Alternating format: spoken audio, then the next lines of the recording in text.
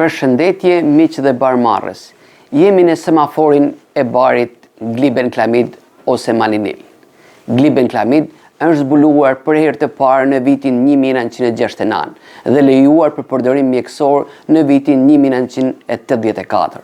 Glibenclamid në Shqipëri përveç emrit maninil takohet edhe me emrat glitisol, glibedal, ndërsa në Kosovë përveç emrit glibedal mund të njihet edhe me emrin diabos.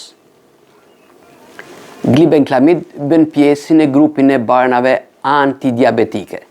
Glibenclamid vepron duke stimuluar apo ngacmuar pankreasin e plakur ose demel të një pacienti për të prodhuar më shumë insulin. Glibenclamid përdoret në trajtimin e diabetit tip 2. Tip 2 quhet diabeti që nuk ka nevojë për mjekim me injeksione insuline.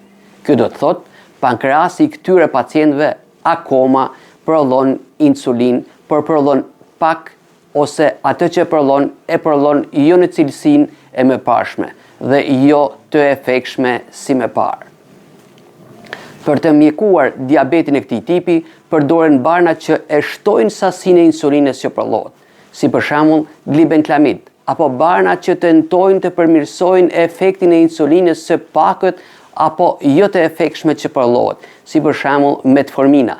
Dëmi dhe rreziku më i madh nga përdorimi i pakujdesshëm i barit glibenclamid, të njohur edhe me emrat e tjerë si maninil, glibedal apo diabos, është ulja në vlera shumë të ulta dhe të dëmshme të sheqerit me rrezik për humbjen e vetdijes apo dëmtimin e trurit. Edhe rasti i kundërt, mosmarrja e këtij bari në mënyrën dhe dozën e përcaktuar nga mjeku është përdorim i gabuar. Parsi edhe lënia e vetes apo e një personi që e keni në patronazh me vlera shumë të larta të sheqerit në gjak çon në dëmtime të organeve vitale si syt, veshkat, nervat dhe enet e gjakut. Për të shmangur këto dy raste dhe për të informuar në mënyrë të shpejtë dhe të lehtë ato që marrin këtë bar, kemi përpiluar semaforin e barit glibenclamid. E kuqe për glibenclamid, që do të thotë nuk duhet të përdoret, është rasti kur keni diabet tip 1, të quajtur diabet insulinovartës, pra diabeti që ka nevojë për injeksione insuline. E takojmë shpesh pyetjen apo dyshimin nga pacientët që mjekohen me insulin.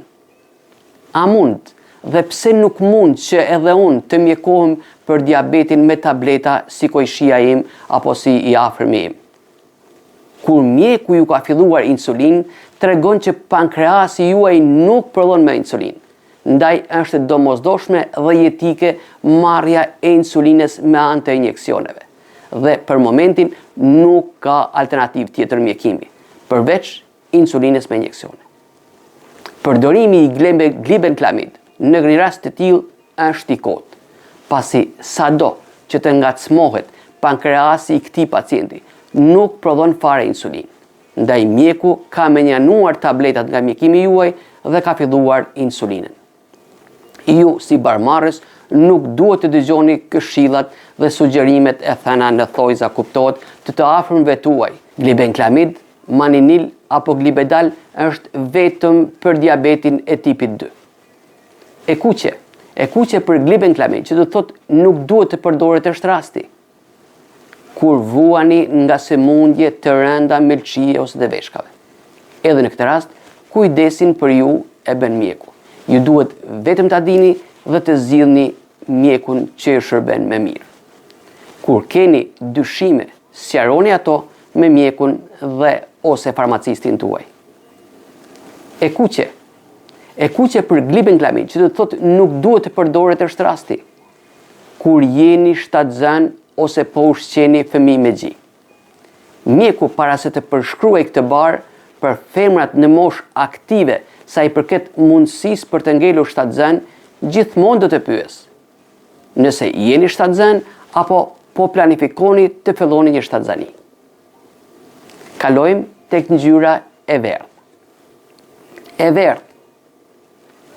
E verdhë për glibenclamid, që do të thotë të përdoret me shumë kujdes dhe nënmbikëqyrje është rasti kur vuani nga çrregullimi i funksionit të mëlçisë, dëmtimi i veshkave, apo nga ulja e funksionit të tiroides.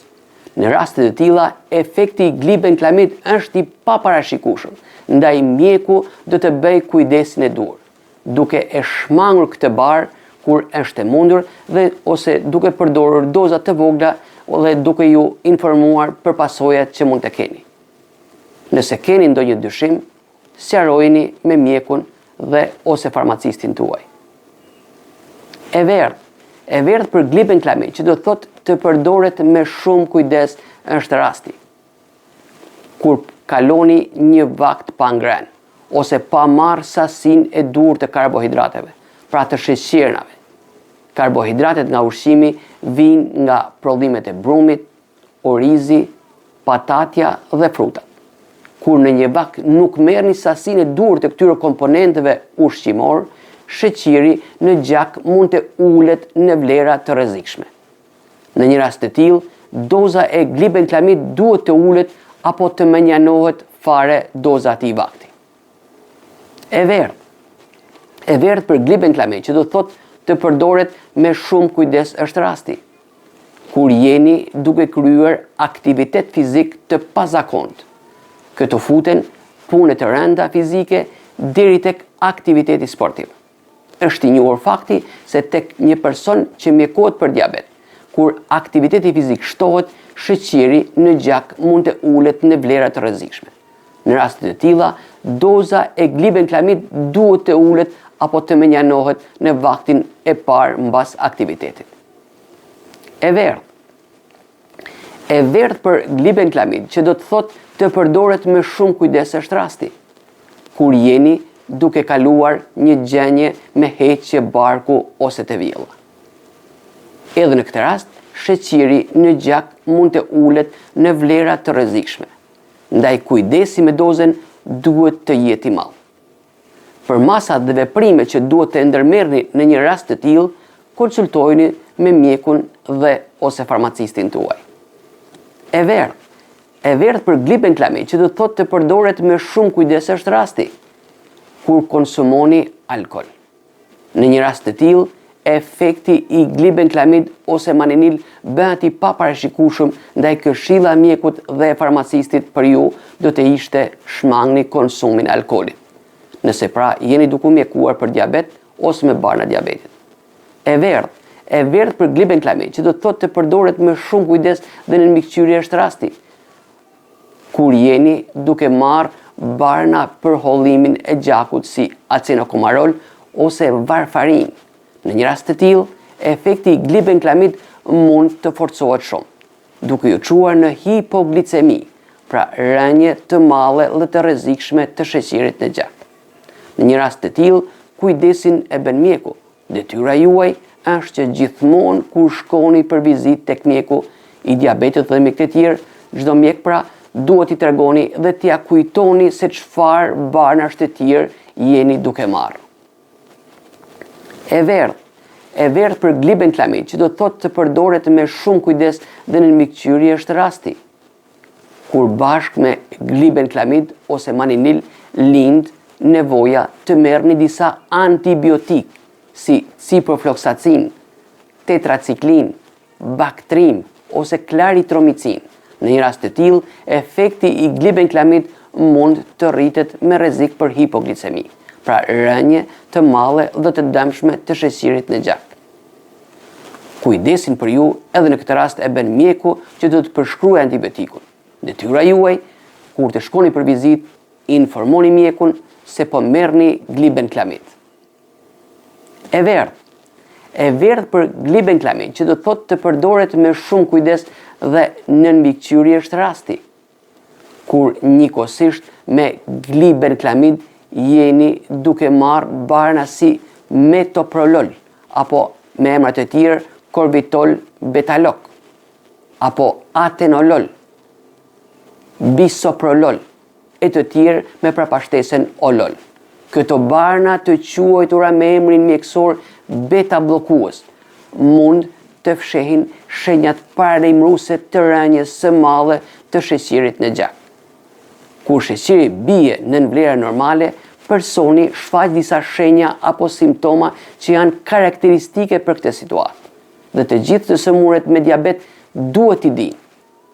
Këto shenja i japin atij ose të afërmit e tij pak kohë të ndihmojnë veten apo të afërmin e tyre duke konsumuar pak sheqer apo duke ngrënë diçka të ëmbël për të parandaluar rënjen e mëtejshme dhe të rrezikshme të sheqerit. Shenjat e rënjes së madhe të sheqerit në gjak janë rrahje të shpeshta zemre, dridhje, djersitje, nervozitet, ankth, marrje menç, uri. Pra, nëse jeni duke marrë këto barna njëkohësisht me glibenklamid dhe në rast se sheqeri juaj po bie me shpejtësi poshtë vlerave normale, ju nuk do të keni garancinë e shenjave paralajmëruese, gjë që bën këto kombinime shumë të rrezikshme. Të gjitha barnat me papashtesën olol i fshehin këto shenja. Me konkretisht, pacienti nuk ndjen të rrahrat e shpeshta të zemrës, që është shenja e parë, nuk ndjen ndridhjet e të tjera. Me fshehjen e këtyre shenjave, pacienti humb paralajmërimin dhe rrezikon të humb ndjenjat dhe rrezikon të bie. Për parandalimin e kësaj situate, kujdesin e bën mjeku, i cili shmang këto kombinime, kur është e mundur, apo përdor doza shumë të vogla në raste të tjera. Kur kombinimet e tilla janë të domosdoshme, atëherë, si mjeku edhe farmacisti do t'ju informojnë dhe këshillojnë çfarë kujdesi duhet të bëni. E verdhë për glibenklamid, që do të thotë të përdoret me shumë kujdes dhe në mikqyri është rasti. Kur njëkohësisht me glibenklamid jeni duke marrë edhe barna që nxisin urinimin, të quajtura diuretik si hidroklortiazid, indapamid ose furosemid. Këto barna kundërshtojnë efektin e glibenklamid. Në këtë rast do të dëmtohet efekti për të cilën merret glibenklamid. Ai pra i uljes së sheqerit të rritur. Si pasojë do të kemi humbje të efektit për të cilin merret glibenklamid, pasoja do të jetë rritja e sheqerit të gjak dhe qëndrimi i tillë për një kohë të gjatë. Në rast të nevojës apo domosdoshmërisë për të kombinuar këto barna me glibenklamid, mjeku e merr në konsiderat humbjen e efektit që do të kemi nga ky kombinim dhe rregullon dozën e glibenklamid ose maninil. Detyra juaj si pacient, gjithmonë kur shkoni për vizitë, tregoni mjekut barnat e tjera që jeni duke marrë.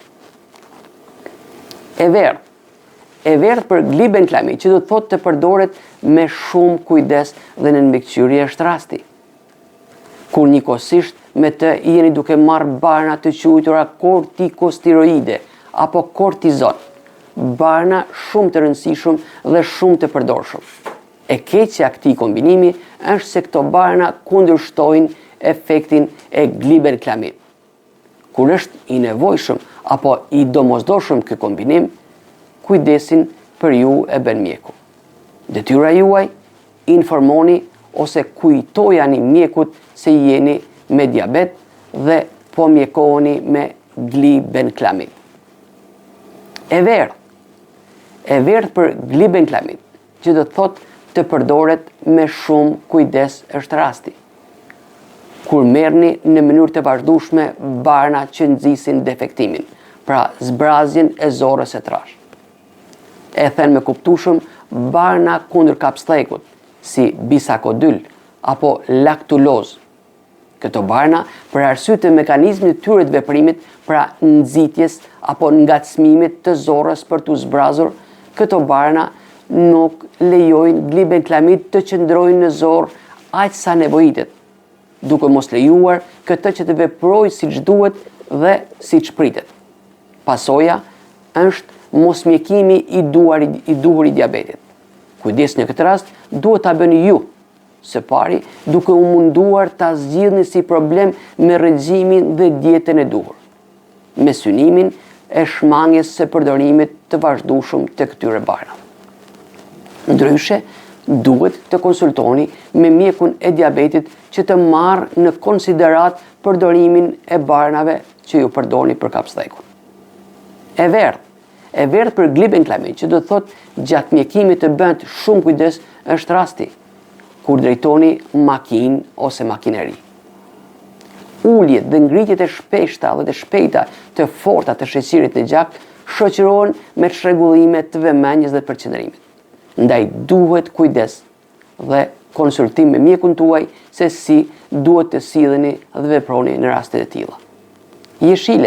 Jeshile për glibenklamid, që do të thotë jeni duke përdorur sakt, është rasti kur glibenklamid është marrë me recetë dhe po ndisni me përpikmëri dozën e përcaktuar. Glibenklamid duhet të merret para ushqimit dhe me ushqimin e mjaftueshëm për të shmangur rënjen e madhe dhe të rrezikshme të sheqirit në gjak. Jeni duke kontrolluar dhe monitoruar rregullisht sheqirin në gjak.